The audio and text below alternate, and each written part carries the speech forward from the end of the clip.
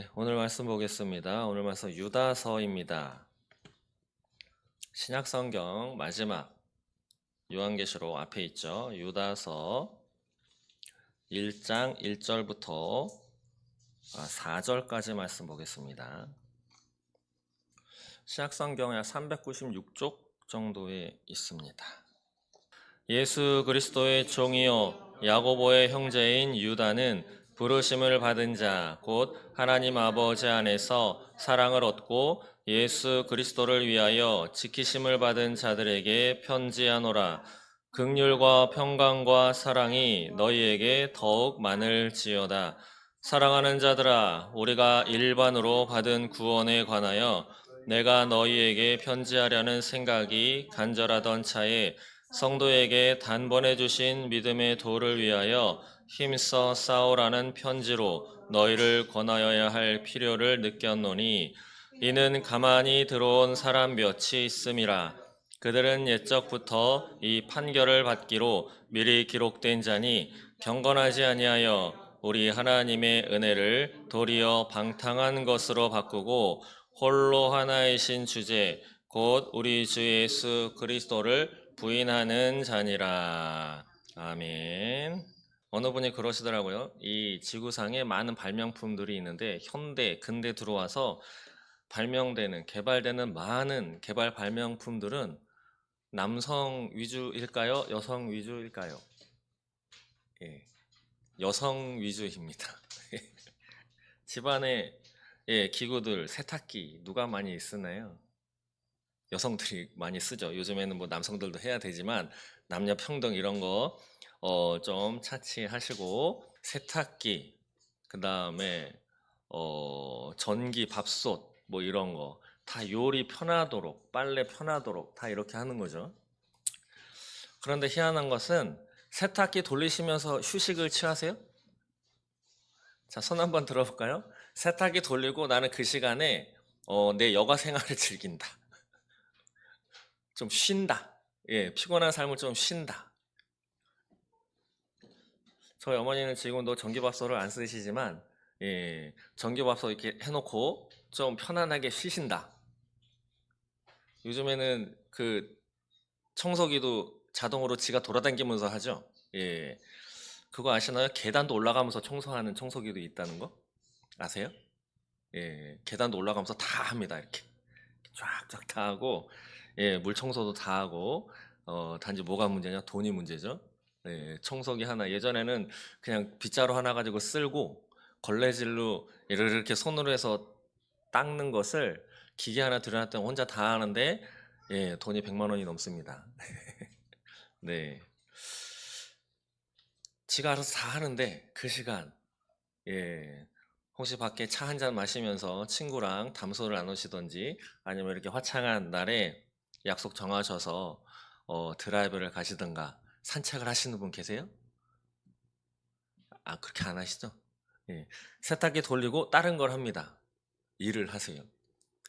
세탁기 돌리고 그 시간 동안 예, 또 뭘 할 수 있을까 봐 예, 세탁기 돌리면서 밥 올려놓고 청소기 자동으로 돌려놓고 예, 또 식기세척기에다가 갖다 집어넣어 놓고 아무튼 그런 거 하시죠? 예, 인생이 참 예, 피곤한 인생으로 편리한데 점점 피곤한 인생으로 예, 제가 자주 말씀드리는 거지만 예전에는 텔레비전도 사놓고 틀면 됐었는데 지금은 그렇지 않은 때죠. TV도 공부를 하셔야 예, 사용할 수 있습니다. 안 그러면 사놓고 애물단지가 되는 것이 이 세상인데 참 피곤한 세상입니다. 그럼에도 이렇게 주일날 예배드리러 오신 여러분들을 정말 주님의 이름으로 환영하고 축복합니다. 이 시간들이 모여서 정말 하나님이 원하시는 그때 하나님 볼 때에 충성된 종아, 착하고 충성된 종아라고 하는 내가 너를 다 지켜보고 있었노라. 만약에 오늘 저녁에 하나님이 여러분들을 부르신다면 어떻게 하시겠습니까? 예. 저도 저희 아버지가 몇 년 전에 돌아가셨는데 어느 날 갑자기 그렇게 되셨어요. 저보다 더 건강하신 분이었어요. 예, 연세가 80이 넘으셨는데도 지금의 저보다 훨씬 더 건강하신 분이었는데 어느 날 갑자기 다리를 못 쓰시면서 바로 집 앞에, 여기 날아가시면 세븐일레븐 있잖아요. 거기 갔다 오셨는데 다리를 못 쓰시게 되셨어요. 넘어진 것도 아니고. 예. 그때 이후로 약간 보름 있다가 하늘나라 가셨는데, 예. 사람이 살고 죽는 것이 정말 한순간이구나. 예. 그런 것을 참 많이 느꼈습니다. 아마 저보다 더 많이 보셨을 거예요. 어느 날 갑자기 그렇게 되더라고요. 하나님이 오시는 것도 어느 날 갑자기입니다. 그래서 오늘 예배 드리는 이 시간, 기도도 마찬가지고, 어떤 분이 그러시더라고요. 기도가 돼야 기도를 하지. 근데 또 어느 분은 그러세요. 기도가 안 돼도 그 시간을 견뎌내는 것 자체만으로도 하나님은 기뻐하신다고. 저는 그것에 상당히 동감을 합니다. 안 되셔도 앉아 있어야 합니다. 저는 공부를 뭐 어쨌든 오래 했던 사람이기 때문에 공부에 많이 비유를 하는데, 공부가 안 된다고 엉덩이를 의자에서 띄잖아요. 그 순간 그날은 공부가 다 꽝 됩니다. 예, 엉덩이가 의자에 붙어 앉아 있어야 그래도 책 한 자 글자 한 자 더 보고 하루에 10분 1시간이라도 보지, 아 공부하는데 바람 쐬러 나가야지 하는 순간, 소위 마귀가 가만두지 않습니다. 나가면 나와 같은 사람들이 두세 명 있어요. 그리고 그 중에는 꼭 그 누구하고도 사귈 수 있는 성격을 갖고 있는 사람이 있어요. 차 한 잔 마실래? 그 차로 안 끝납니다. 그 중에 또 누가 자동차를 갖고 있어요. 그래서 저쪽 가면 꽃 구경하러 가자. 그날 꽝 되는 겁니다. 예. 게다가 그 누가 하나 또, 야 내가 술 한 잔 살게. 그 다음날 그 다음날까지 되는 거죠. 공부만 그렇겠습니까? 교회도 마찬가지입니다. 주일날 피곤하죠. 근데 누가 연락에 딱 취해가지고, 야 내일 바람 쐬러 가는데 내가 돈 다 대줄 테니까 오늘 나하고 같이 놀자. 그래서 주일날 한 번 바람 쐬러 가시죠. 그럼 그 다음 주 토요일 되면 또 다른 친구가 연락이 옵니다. 예. 그리고 그 다음 주는 또 누군가가 연락이 오고, 그 다음 주는 우리 자신에게 무슨 일이 생겨요. 그래서 한 번 그렇게 미혹에 넘어가는 순간 한 달 예배가 그냥 날아갑니다.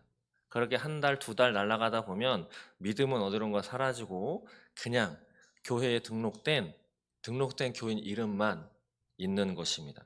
요한 웨슬리는 그런 사람들을 명목상의 그리스도인이라고 했습니다. 퀴즈 내볼까요? 명목상의 그리스도인이 천국에 갈 수 있을까요? 회심하기 전, 우리는 회심 기념 주일로 오늘 지킨다고 말씀드렸죠. 회심 기념 주일. 웨슬레가 회심하기 전에 조지아 주까지 가가지고 선교, 목회를 했습니다. 그 당시에 웨슬리, 목사까지 된 웨슬리는 그때 죽었으면 천국 갈 수 있었을까요? 아마 못 갔을 겁니다. 회심을 하지 않았기 때문에. 회심이 무언지도 몰랐던 사람이 바로 요한 웨슬리였다라고 하는 거죠. 저는 우리 더상명교회의 모든 성도분들은 꼭 회심까지 이르는, 그래서 거듭난, 그래서 오늘 죽어도 나는 하나님 얼굴을 볼 수 있어 라고 하는 개인적인 확신이 아니고 성경에 근거한 확신을 가진 그리스도인들이 다 되시기를 바랍니다. 영국에 있는 기록판이라고 합니다. 요한 웨슬리라고도 하고 1738년 5월 24일이죠. 여기에 이게 영어로 써 있는데 이게 뭐라고 써 있는 거냐면, 나는 가슴이 이상하게 따뜻해지는 것을 느꼈다. 짧은 영어지만 요한 웨슬리라고 하는 굵은 글씨 밑에 felt his heart strangely warmed. 콩글리시를 읽었습니다. 느꼈다. 그의 가슴은 이상하게 따뜻해지는 것을. 이 경험을 했던 그것을 기록한, 이것을 요한 웨슬리 회심. 이때부터 웨슬리는 완전히 다른 사람이 되었다라고 하는 거죠. 그 밑에는 뭐 두루 신학 뭐 이런 것이 써 있고요. 감리교 뭐 이런 게 써 있습니다. 영국의 저런 요한 웨슬리 이 모습을 박아놓은 그 밑에 그의 웹 피트 입구에 서 있는 것이고요. 여기 보시면 이러한 웨슬리도 회심한 다음에 영국에서 많은 또 활동을 벌였는데 많이 또 반대에 부딪혔습니다. 원래 요한 웨슬리는 성공의 신부였습니다. 예, 성공의 신부. 근데 그쪽에서도 많은 핍박을 당했어요. 예, 말하자면 잘리는 너는 설교하지 말아라. 너는 우리 목사가 아니야.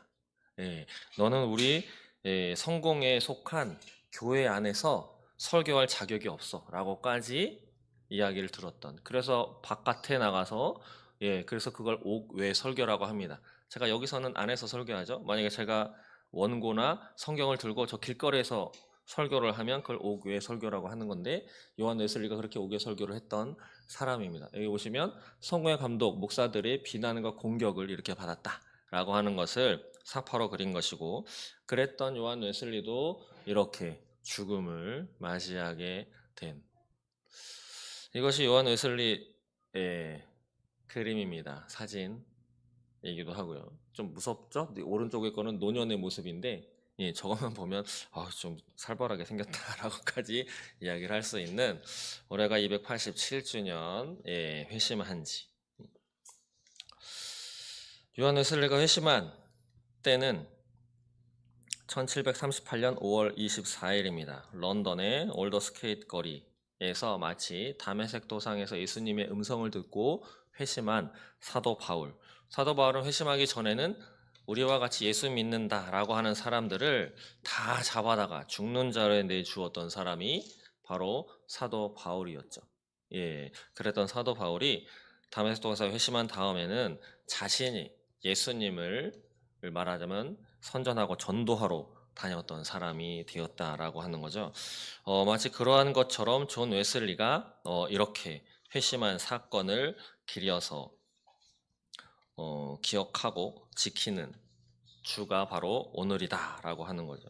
요한 웨슬리 5개 설교할 때는 무려 5천에서 6천 명 가량까지 사람들이 모여서 그의 설교를 듣고 회심하는 그러한 놀라운 일을 했습니다. 회심 사건 이후에 약 53년 동안 웨슬리가 언제 죽었냐면 1791년에 돌아가셨습니다. 3월 2일 날 웨슬리가 돌아가실 때까지 53년 동안 5개 설교를 펼치시면서 웨슬리는 하나님의 일을 감당했던 그런 사람입니다. 요한 웨슬리 회심하기 전까지는 그냥 그리스도인이었죠. 구원을 받은 것으로 알았던 그러나 마음에 단단한 확신은 없었던 그러한 요한 웨슬리. 우리는 회심까지 이르러야 합니다. 교회에 등록해서 주일날 예배 나오고 성경 읽고 뭐 한다고 해서 회심했다고 볼 수가 없습니다. 또 오늘 유다서에 나와 있는 이 말씀에도 보시면 제목을 이렇게 정했죠. 제목 한번 읽어보실까요? 같이 시작. 믿음의 도를 위하여 힘써 싸우라. 아멘. 믿음의 도를 위하여 힘써 싸우라. 유다서를 쓴 야고보의 형제인 유다, 예수 그리스도, 예수의 형제죠. 육신의 형제입니다. 그러나 자신을 무엇이라 소개하냐면 1장 1절에 보시면 예수 그리스도의 종이라고 자신을 소개하는 이 유다, 야고보의 형제이기도 한 이 유다가 믿음의 도를 위하여 힘써 싸우라 라고 얘기합니다. 믿음의 도를 배우십시오. 믿음의 도를 배워서 믿음의 도에 맞게 살아내십시오 라고 해서 끝나지 않고 믿음의 도를 위하여 힘써 싸우십시오 라고 오늘 저와 여러분들에게 말씀하고 있습니다. 유다서, 짧은 서신서죠. 짧은 서신서입니다. 한 장입니다. 한 장짜리. 유다. 여기 보시면 배경은 이런 것입니다. 믿음을 지키기 위해서 싸워야 된다. 왜냐하면 너희들 안에 가만히 들어온 오늘 4절 보시면 가만히 들어온 사람 몇이 있음이라 라고 말씀하죠. 가만히 들어온 사람 몇이 있다. 오늘 4절까지만 읽었지만 이러한 가만히 들어온 사람 몇 이러한 사람이 어떤 사람들이냐 보시면 5절에는 주께서 백성을 애굽에서 구원하여 내시고 후에 믿지 아니하는 자들을 멸하셨으며, 하나님이 애굽에서 이스라엘 백성을 구해내셨죠. 그런데도 불구하고 하나님을 믿지 아니해서 멸망당한 사람이 있었습니다. 그들과 같은 사람. 그리고 6절에는 자기 지위를 지키지 않고 자기 처소를 떠난 천사들을 하나님께서 심판날까지 흑암의 영원한 결박으로 가둬두셨다라고 얘기를 하셨는데, 이와 같이 흑암으로 가두어 두게 되는 그러한 사람. 그리고 7절까지 한번 보시면 소돔과 고모라 그 이웃 도시들 그들과 같은 행동으로 음란하며 다른 육체를 따라가다가 영원한 불의 형벌을 받음으로 거울이 되었느니라. 이 7절에 나오는 것과 같이 음란한 행동으로 다른 육체, 동성애라고 보시면 틀리지 않습니다. 이런 행동으로 인해서 멸망받았던 이 불의 형벌을 받았죠. 하늘에서 불이 떨어져 가지고 이것을 뭐 화산이다 뭐 이렇게 다들 이야기를 하지만, 어쨌든 하나님께서 불덩어리를 내리셔가지고 소돔과 고모라 그 주변을 완전히 불바다로 만드셔서 싹 다 죽여서 없애셨습니다. 롯의 가족들만 빼고. 이렇게 처참하게 하나님 앞에 형벌을 받을 만한 사람들이 이 유다가 써서 받게 되는 수신자들이 있었던 그 교회 안으로 들어왔다. 4절에 나오죠. 이는 가만히 들어온 사람 몇이 있습니다. 근데 이들을 어떻게 소개하느냐? 그들은 옛적부터 이 판결을 받기로 미리 기록된 자니, 이 판결은 무엇인가 하면 방금 읽었었던 5절, 6절, 7절 그 이하에도 여러 예시가 나오는데, 하나님으로부터 형벌을 받아서 죽음에 이르를 수밖에 없는 그러한 판결을 미리 받기로 기록된 자다라고 이렇게 하나님께서 유다를 통해서 규정을 하시죠. 근데 이들 가만히 들어온 사람은 누구냐? 경건하지 않고 우리 하나님의 은혜를 도리어 방탕한 것으로 바꾼, 하나님의 은혜를 받은 자는 어떻게 살아가야 합니까? 경건하게 살아가야 하죠. 하나님의 말씀대로. 혹시 윤리와 도덕이 어디에서 출발했는지 아시나요? 성경에서 출발했습니다. 성경에서. 보시면 아시겠지만 그런 이야기 참 많이 합니다. 윤리 도덕은 사람은 사람 인자 한자로 보면 이런 모양이죠. 이런 모양. 그래서 두 사람이 같이 기대면서 살아야 된다라고 해서 사회에서는 사람은 그래서 홀로 살 수 없고 두 사람 이상 함께 도우면서 살아가는 자가 사람이다라고 이야기를 하면서 이런저런 철학 사상들을 다 갖다가 해석을 해놓은 것을 단적으로 말씀드리면, 혼자 무인도에서 혼자 지구상에서 살아갈 때는 윤리 도덕이 필요 없다. 네 맘대로 살아도 된다. 라고 다들 이야기를 합니다. 윤리 도덕이 필요한 이유, 윤리 도덕대로 지키면서 살아가야 하는 이유는 나 말고 다른 사람이 있기 때문에 윤리 도덕이 필요한 거다라고 이야기를 합니다. 그들은. 그러나 하나님은 그렇게 말씀하시지 않았죠. 너희 마음대로 다 해도 돼 라고 이야기하지 않으셨습니다. 원죄의 기초가 된 선악과 따먹지 말라라고 하는 것, 그거 하나만 보더라도 하나님은 아담이 혼자 있을 때 아담에게만 그거 따먹지 말아라 라고 이야기를 하셨죠. 그래서 가장 기본적으로는 하나님을 인정해야 하는 하나의 기준으로 남겨놓으셨다라고도 이야기를 하지만, 뭐뭐 하지 말아라. 단순하게 좀 줄여서 사람은 혼자 있으면 윤리도덕 필요 없고 네 맘대로 살아도 돼. 홀딱 벗고 지내든지 똥오줌 아무 데나 싸든지 음식을 똥 묻은 손으로 집어 먹든지 뭐 네 맘대로 해도 돼 라고 세상 사람들은 이야기를 하지만, 하나님은 그렇게 하면 안 돼 라고 하는 이야기를 하신 것이 바로 선악과 따먹지 마 라고 하는 것으로도 해당할 수 있다라고 하는 거죠. 나 말고 사람이 없다 하더라도 누가 계시다라고 하는 거죠. 하나님이 계신 것입니다. 그래서 모든 인간은 인간에게 타인에게 물론 잘하고 사랑하면서 예의를 지키면서 살아가야 하지만 옆에 사람이 없다 하더라도 내 앞에 하나님이 계시기 때문에 하나님 앞에 정결하고 거룩한 그러한 삶을 살아가야 하는 것입니다. 그래서 예배 드리실 때도 예배의 태도를 그 교회의 담임 목사나 아니면 원로 목사나 장로나 나보다 나이가 많은 사람들이 앞에서 쳐다보고 있기 때문에 예배를 잘 드리셔야 하는 것이 아니고 하나님이 받으시는 예배이기 때문에 잘 드리셔야 하는 것입니다. 예.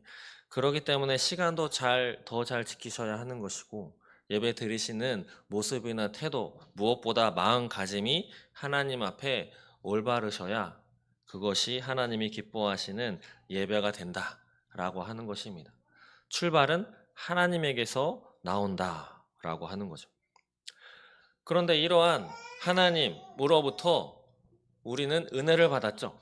하나님은 구원을 베푸셨습니다. 선악과 따먹은 사람 가운데 하나님이 너만 예수의 십자가 복음을 받을 만한 자격이 있어라고 얘기하지 않으시고 하나님이 세상을 이처럼 사랑하사 독생자를 주셨다라고 말씀하시는 것처럼 누구나 여기 앞에서 지금 있는 제 이 설교 말을 알아듣지 못하는 저 어린 아이서부터 저보다 연세가 많으신 여러분들 또 세계의 피부색이 다른 모든 그러한 사람들에 이르기까지 하나님은 구분 없이 다 예수님만 믿으면 구원받을 수 있어. 천국 갈 수 있어. 죽지 않고 나와 함께 영원히 내 자녀로 살아갈 수 있어 라고 구원의 은혜를 베풀어 주셨는데 여기 4절에 등장하는 가만히 교회 안에 들어온 이 사람 옛날부터 이미 하나님의 그 엄한 판결을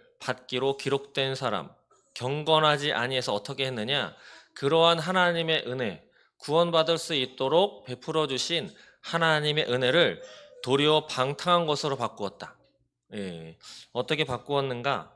우리는 이미 구원받았기 때문에 많이들 그렇게 들어오셨고 그렇게 믿으시죠. 과거에 지은 죄, 오늘 지은 죄, 오늘 저녁에 지을 죄, 내일부터 죽기 직전까지 지을 죄까지 예수님은 다 딱 싸질러 지시고 십자가에서 대신 죄값을 치르셨다.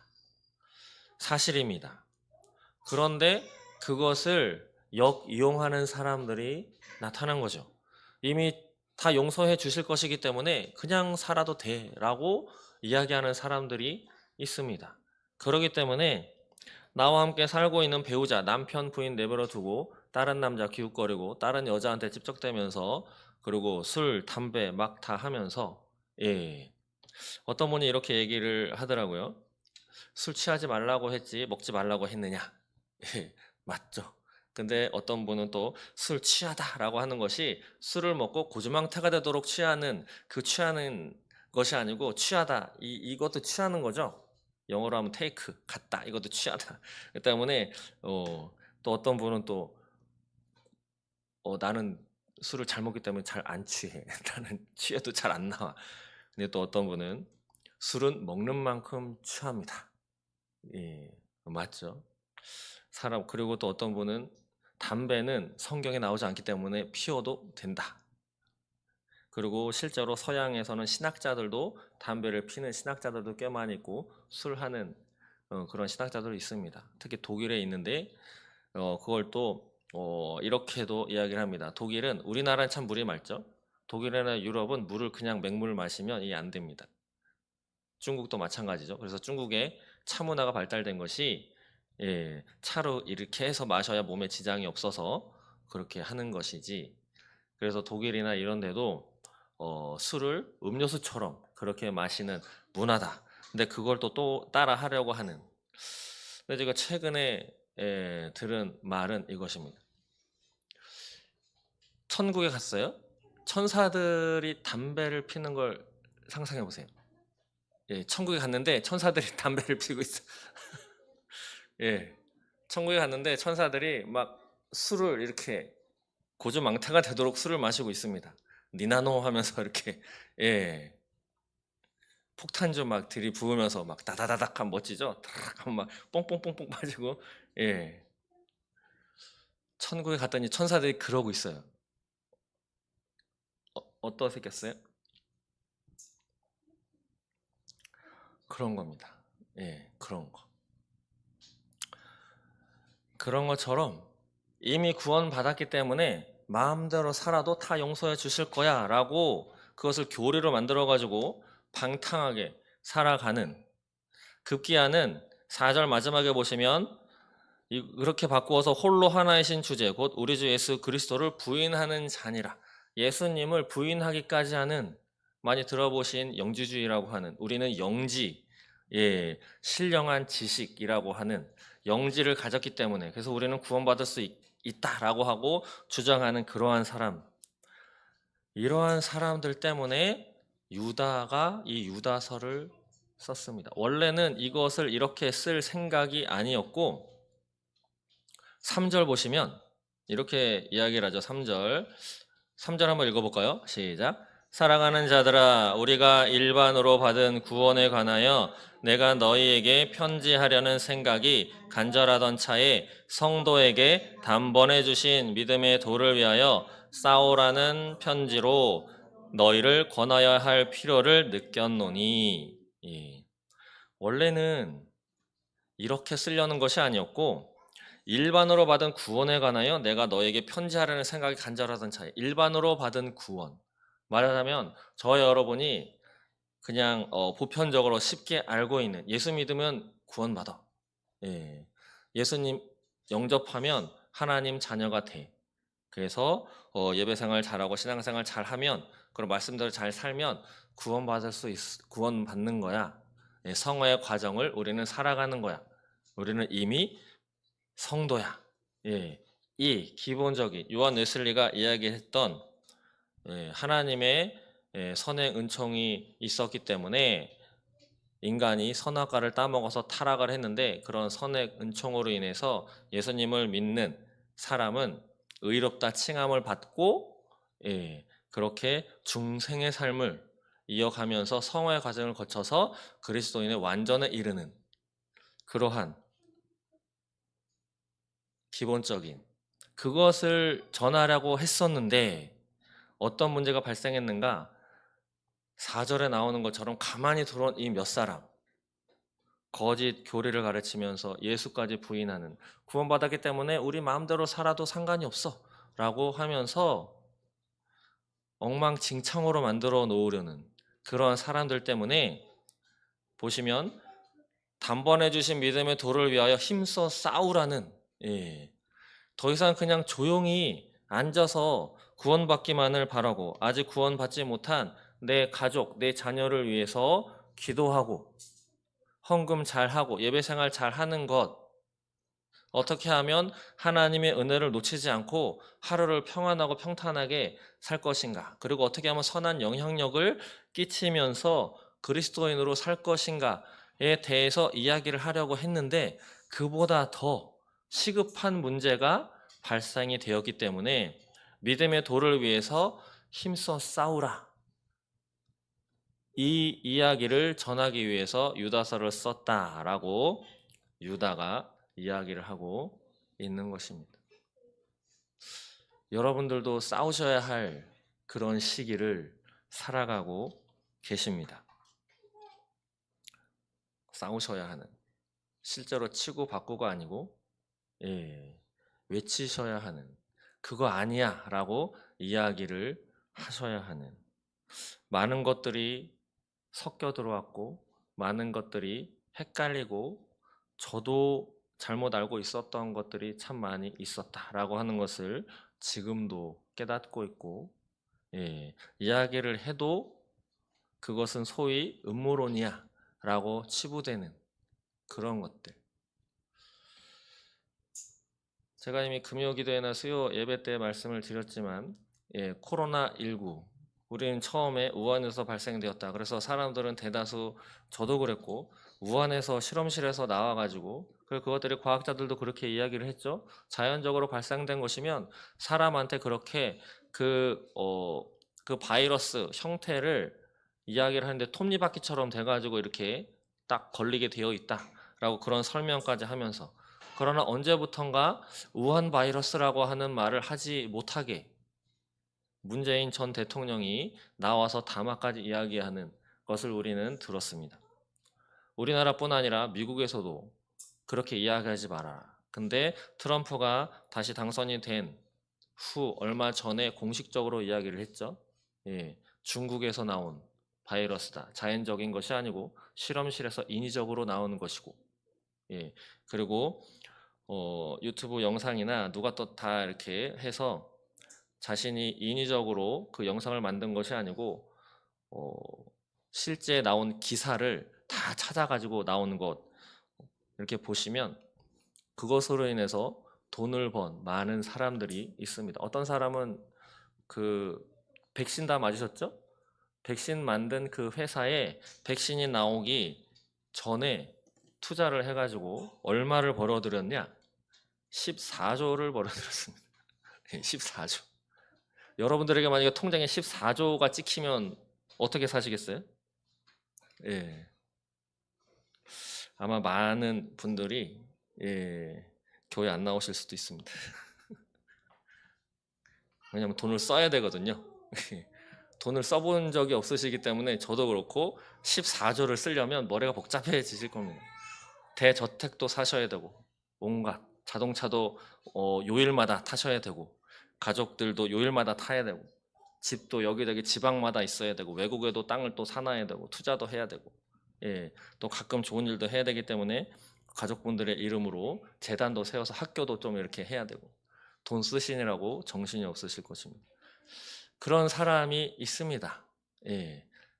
예전에는 음모론이라고 취급했었던 것들이 사실로 다가오는.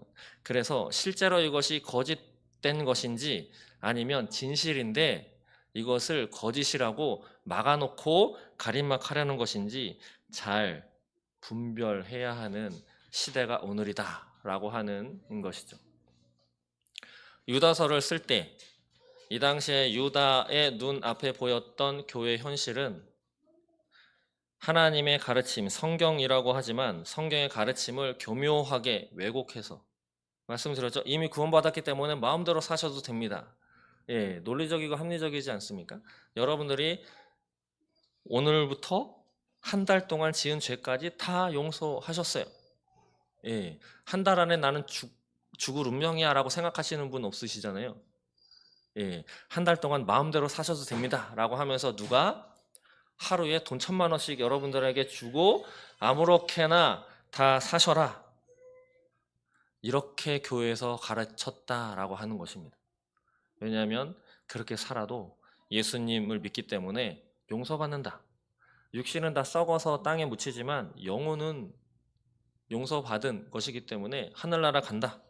이렇게 성경 말씀을 왜곡시키고 그것을 가진 논리와 합리적인 논거를 들어서 또 세상의 철학까지 다 입혀가지고 그 세상의 문화까지 다 입혀서 헷갈리게 만드는, 급기야는 예수님을 믿는 건지 안 믿는 건지 이렇게 헷갈리게 만드는 그런 세력들이 이 시대에 있었는데 오늘은 어떠냐? 예, 오늘은 더 많습니다.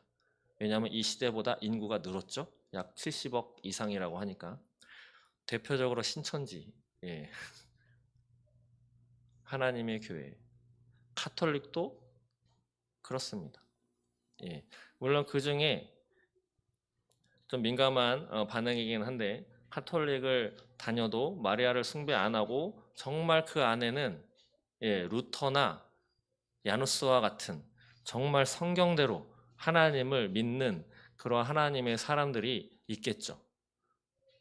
그러나 어쨌든 성당 카톨릭은 마리아까지, 예, 갖다 놓고 서유럽의 성당에 한번 가보시면 성당 안에 이렇게 보시잖아요. 그러면 군데군데, 예, 태양을 상징하는, 태양신을 상징하는, 예, 그런 조각도 있고 뱀 형상 같은 것도 막 새겨져 있고 마귀 같은 형상도 성당 위에 곳곳에 이렇게 새겨져 있습니다.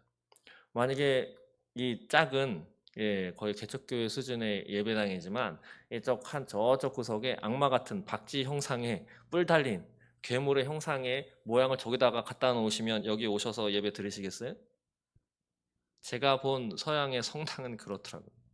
예. 신천지는 또 마찬가지고 하나님의 교회도 그렇고.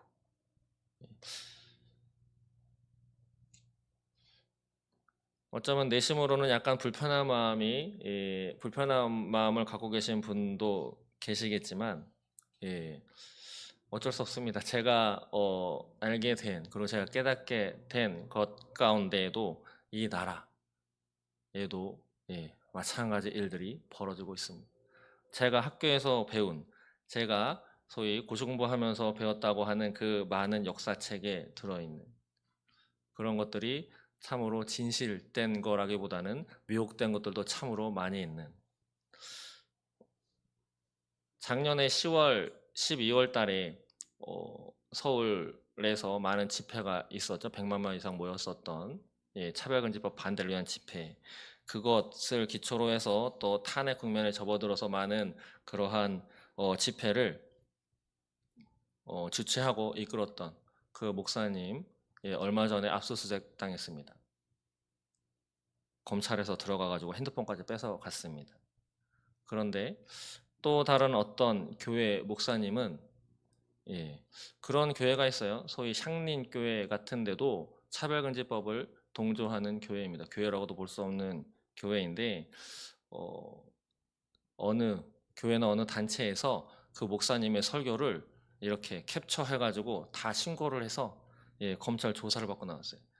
그 주된 내용은 뭐냐? 동성애, 차별금지법 이러한 것들에 대해서 이거는 아니다, 이것은 잘못됐다라고 하는 것에 대해서 이야기를 한 것 때문에 고발이 되어가지고 검찰, 경찰 조사를 받고 나왔는데 또 그 다음날 고발장 접수됐다고 또 출두하셔라. 그러면서 그 목사님이 하는 이야기가 자신은 다 예견을 했었다. 십수년 전서부터. 그러면서 그 목사님도 교회 안에도 목사들 가운데에도 좌파 세력이 잔뜩 들어있다. 교육계에도 잔뜩 들어있고, 문화계에도 많이 있죠. 문화계에도 좌파에 관련된, 소위 그렇게 활동하지 않으면 일거리를 주지 않는다라고 하는 말이 팽배합니다. 사회적으로 꼭 말씀드리고 싶은 것은 진보라고 하는 우리나라는 진보 보수가 이렇게 딱 나누어져 있죠. 근데 저도 진보를 되게 좋아합니다. 저도 진보라고 했어요. 근데 지금은 아닙니다. 진보를 사전적 국어 사전으로 찾아보면 좀 더 나은 방향으로 나아간다. 그런 말이잖아요. 진보, 나아간다, 발전된다. 그런데 이 나라의 정치에서 쓰는 소위 민주화 운동한다라고 하는 사람들이 이야기하는 진보는 그러한 뜻이 아닙니다. 사회주의, 공산주의, 혁명을 하는 사람들이 내세우는 용어가 진보예요. 왜냐하면 나 사회주의 해라고 하면, 나 공산주의를 신봉해라고 하면 사람들이 싫어하기 때문에. 근데 누가 썼느냐? 마르크스가 썼습니다. 레닌도 썼고 모태똥도 썼습니다. 제가 단체톡에다가 관련된 영상들을 좀 올려드리겠습니다. 그래서 제가 한번 영상으로 보여드렸던 예전에 안기부에서 교수, 국정원이죠. 국정원에서 교수로 활동했던 분이 거의 15년, 20년 전서부터 이야기를 하신 부분인데, 소위 민주화운동 진보 세력이라고 하는 그 진보가 진짜 여러분들이 생각하는 진보냐? 아니다 라고 말씀을 해 오셨는데, 실제로 그러한 결과들이, 성경에 예수님이 이 나무 어떻게 판별합니까?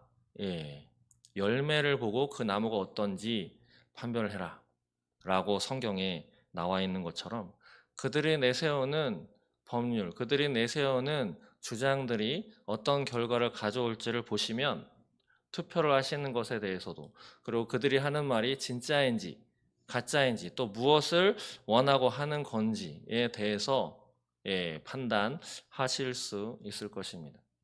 그래서 그 정 교수님이 ROTC 그러한 군대에 가서도 이야기를 처음에 했었대요.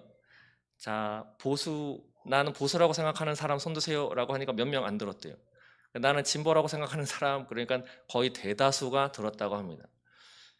그래서 제가 지금 말씀드린 것처럼 저도 그 교수님한테 설명을 듣고 다 찾아보고 배운 건데, 그 교수님이 여러분들이 생각하고 있는 진보는 국어사전에 이런 뜻이지만 실제로 우리나라의 정치계에서 이렇게 활용되고 있는 나는 진보주의자다라고 하는 뜻은 마르크스 레닌에서부터 나오는 그들이 자신들의 속내를 숨기기 위해서 겉으로 내세우는 표면적인 용어다를 설명해주고, 그 다음에 보수는 예전 것을 지키는, 단지 예전 것, 옛날 것만 지키는 것이 아니고 좋고 올바른 것을 지키는 걸 보수라고 합니다. 이것을 설명해 준 다음에 다시 조사를 했습니다.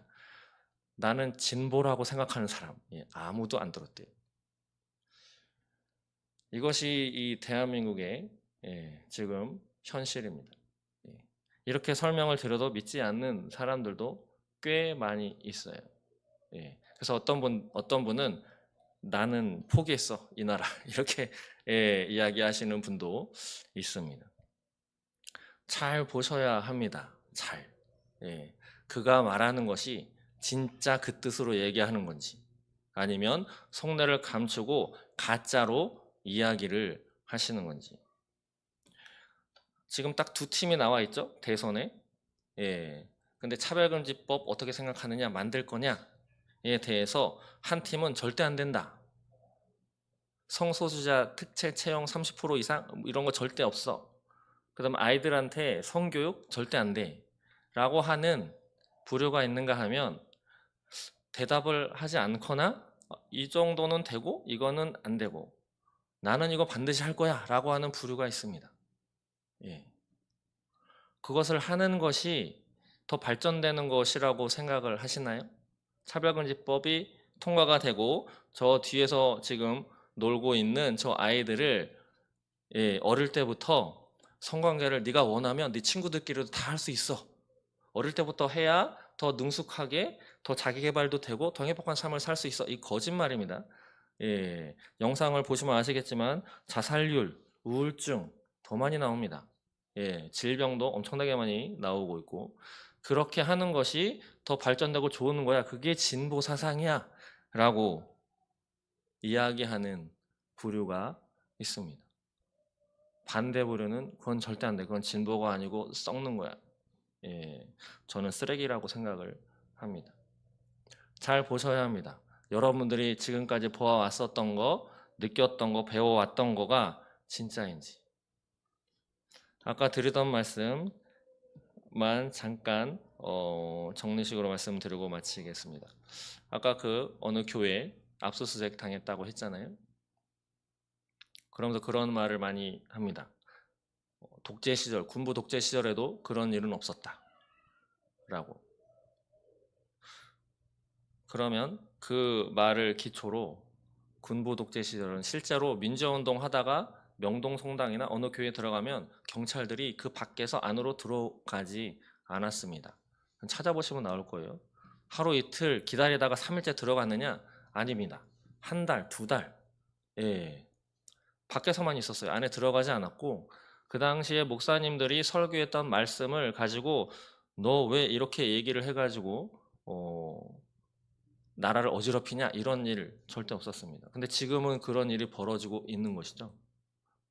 그러면서 나오는 이야기가 군부 독재 시절에도 없었던 일이 지금 일어나고 있다. 그럼 저는 한번 생각해 보아야 할 것이, 군부 독재 시절이 진짜 전방위적으로 우리가 보고 듣고 배운 대로 진짜 인간이 살지 못할 정도의 시절이었는가?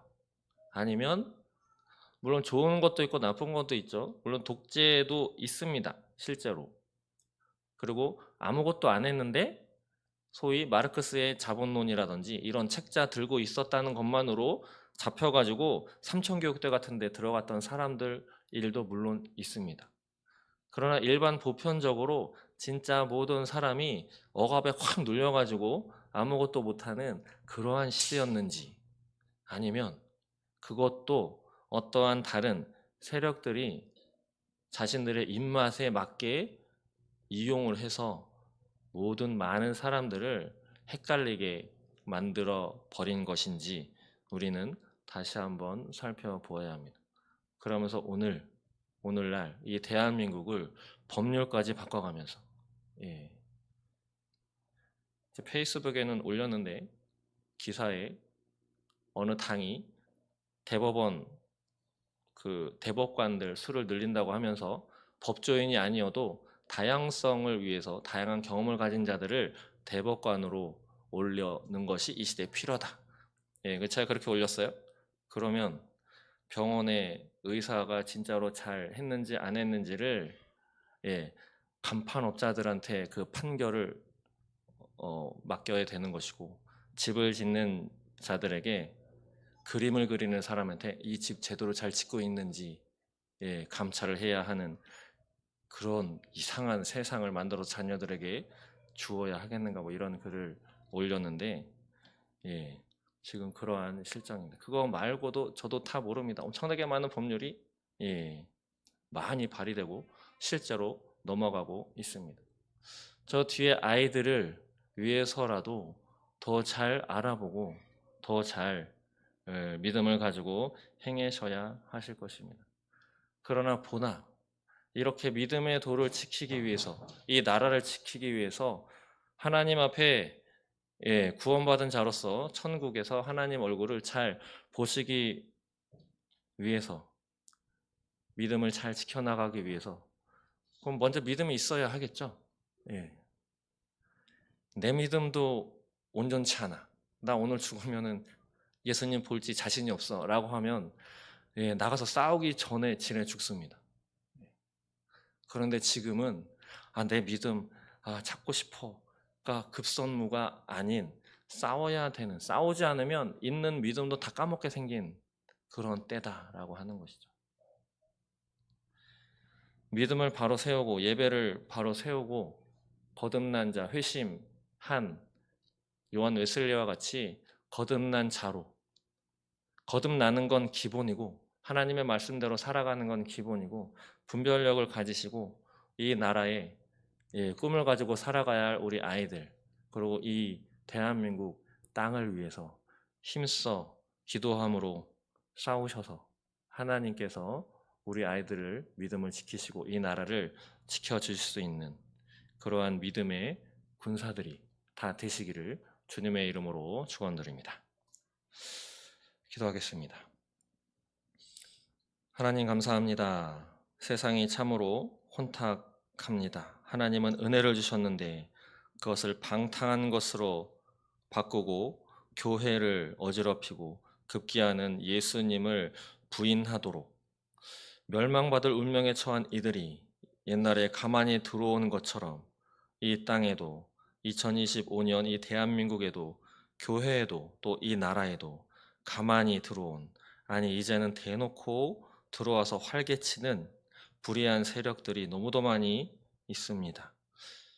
하나님 앞에 믿음을 고백한 자로서 나 하나 구원받는 것에만 매달리지 않고, 구원받음은 기본이요 하나님의 말씀 따라 살아가는 건 기본이요, 이러한 믿음을 헷갈리게 하고 무너뜨리려고 하는, 또 이 나라를 무너뜨리려고 하는 그 더럽고 음란한 세력들을 대적하여 기도함으로 싸워 물리치는 하나님의 믿음의 군사가 다 될 수 있도록 하나님 인도하여 주시옵소서.